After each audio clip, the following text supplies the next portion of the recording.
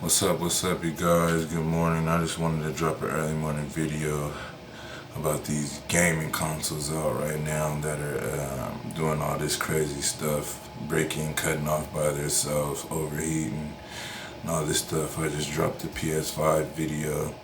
If you guys could go like, comment, subscribe, and share that to let you guys know what's going on with the systems. But this video is about how you can fix the bricked ps5.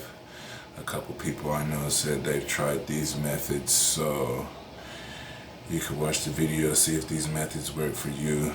The first thing they said to do is power off your ps5, and then when you boot it up, put it in safe mode, I believe, and press and hold the ps5 icon power button till you hear the second beep, and that supposedly should fix your issue with a bricking ps5.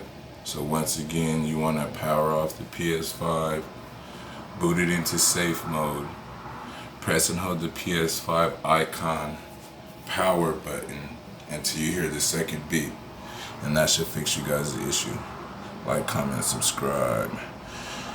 Leave a comment below, let me know if it fixed your problem.